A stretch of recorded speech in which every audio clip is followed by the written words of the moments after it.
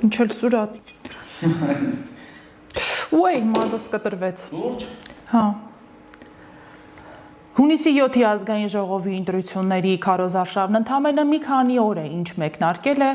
բայց ընտրողները վստահաբար իրենց մաշկի վրա զգում են Կիրիենկոյի հայաստանյան ընդդիմադիր եռագլուխ ուժերին իջեցված հրահանգների ազդեցությունը։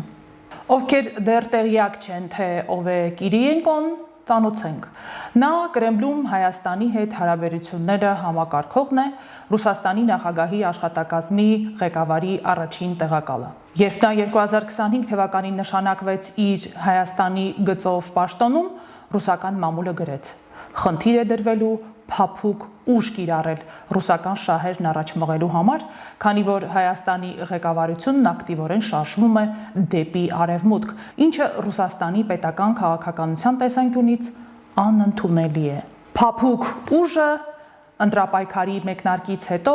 ակնհայտորեն փոխարինվել է ահա այս գործիքի կացնի հետ նույնացվող, այսպես ասած, տապորային քարոզչությամբ, որն իր մեջ կրում է ընտրողի ինքնապաշտպանական բնազդը խարխլող ահաբեկչական էլեմենտներ։ Ենթադրում ենք Գասպադին Կիրիենկոն զանգահարել է ընտրապայքարին մասնակցող Պուտինի կողմից աջակցվող ռուսամետ ուժերին ու հրահանգել. Ребята, надо пожестче. Տալով այն մետադիչկաները, որոնց շրջանակներում էլ պետք է խոսի ու գործի հայաստանյան ընդդիմությունը։ Քոչարյանը, Ծառուկյանն ու Կալուգացին, ինչպես նաև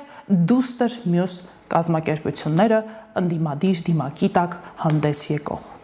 Այս կոնգլոմերատը, ինչպես տեսնում ենք, լծվել է գործի, իրենց նախընտրական քարոզչությունը կառուցելով հետևյալ 3 տալույա, բերելույա, դարձնելույա գործողությունների շուրջ։ Դրանք վերագրելով Հայաստանի Հանրապետության վարչապետ Նիկոլ Փաշինյանին։ Եվ այսպես գործողություն առաջին։ Տալույա։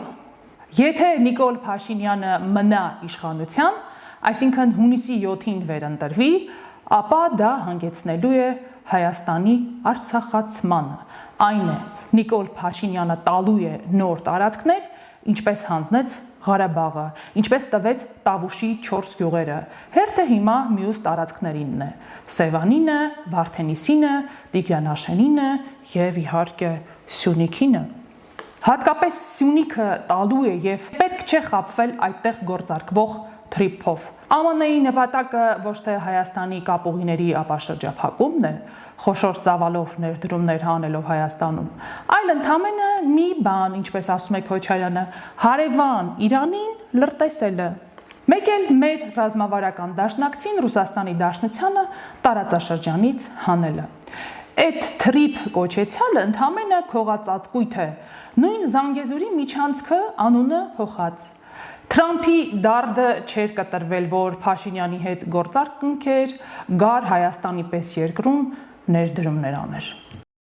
Գործողություն երկրորդ։ Բերելու է։ Եթե Նիկոլ Փաշինյանը մնա իշխանության, ապա Հայաստանա բերելու 300,000 ադրբեջանցիների, որոնց կբնակեցնի Սյունիքում, Սևանում, Ջերմուկում, Վարդենիսում և մեր առանց էտել փոքրացած հայրենիքի այլ վայրերում։ Ալիևը, որ Սևանը գյոք չէ ասում, Երևանն էլ կոչում է Էրիվան, առաջաբրդում արևմտյան Ադրբեջանի թեման, հո հենց ընենց չի անում։ Բայց ես թվում է, որ Նիկոլն այդքան դպրոց ու մանկապարտեզա կառուցում, ում համար է կառուցում, Հայաստանում այդքան մարդ կա, այդ դպրոցները, մանկապարտեզները կառուցում է Հայաստան վերադառնալ պատրաստվող 300,000 ադրբեջանցիների համար, դրանք էլ գիտեք, շատ արագ են բազմանում։ Գալու են, վերաբնակվելու են Հայաստանում ու մեր սուրբ հայրենիքի առանձին կտորներ իրանցով են անելու։ Իդեպ նախընտրական քարոզչության կաթսայում Կրեմլի ինստրուկտաժով եփվող գլուխներից մեկը Կալուգացին իր թիմակիցների հետ հանդիպման ժամանակ որոշել էր ճոխացնել ադրբեջանցիների վերադարձի մասին կեղծիքը, կրակելով նոր թիվ 500,000 ադրբեջանցիների վերադարձի մասին էր խոսում Սամվել Կարապետյանը։ Մինչև ընտրությունների օրը համոզված ենք միլիարդատեր գործարարը, որը շատ է սիրում մեծ թվերի հետ գործ ունենալ, այդ թիվը մի քանի անգամ ավելացնելու է։ Սերժ Սարգսյանի պես, ինչքան ուզի, այդքան էլ խփելու է։ Սուտնել հոփողով չի։ Գանք երրորդ գործողությանը։ Դարձնելու է։ Եթե Նիկոլ Փաշինյանը մնա իշխանության, վերընտրվի հունիսի 7-ին, ապա շարունակելու է Եվրամիության հետ սիլի բիլիները։ Վերջնականապես փչացնելու է հարաբերությունները Ռուսաստանի Դաշնության հետ ու Հայաստանը դարձնելու է երկրորդ Ուկրաինա։ Հայաստանը տանելու է ուկրաինացման։ Մենք ԵԱՏՄ անդամ ենք։ Վաղ եթե դուրս գանք ԵԱՏՄ-ից, ռուսը գազը կտրի, օդն ու լարսը փակի, որտեղ ենք մեր ապրանքները արտահանելու, տնտեսությունը սկելու է, Հայաստանը շալակելու է արտաքին նոր պարկ, ավելացնելով արդեն եղած մեծ պարկն ու հայտնվելու է աղքատության ճիրաններում։ Այդ ժամանակ Ժողջան, ձեր թոշակներն էլ այիջնելու, աշխատավարձներն էլ, այն առողջապահության ապահովագրությունն էլ ոչ եւս լինելու։ Նենց որ Ժողջան, ոնց որ այս վերջերս Հայաստան եկած Զելենսկին իր երկիրը տարավ կործանման, նենց էլ տանելու է Նիկոլը։ Խելքները գլուխները հավաքեք։ Քոչարյան, Ծառուկյան, Կալուգացի ականջներդ կանչի հն ճշգրիտ վերցանեցինք Կիրիենկոյի ձեզ իջեցված նարատիվներն ու ցուցումները, թե ինչ հուզական շեշտադրումներով պետք է գեներացվեն դրանք։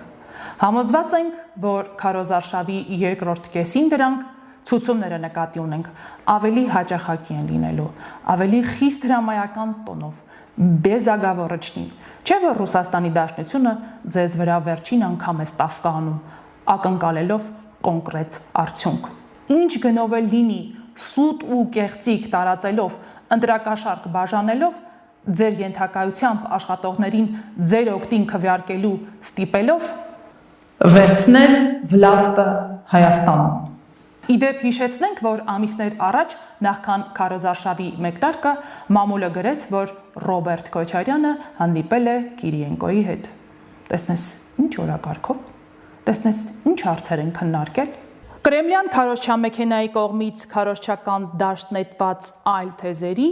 մասնավորապես խաղաղության գործընթացն արժեզրկելու համար ընդդիմության կողմից գործադրվող տիտանական ջանքերի մասին հաջորդիվ։ Հավանիչ տեսանյութը եւ բաժանորդագրվիչ նորությունները բաց չթողնելու համար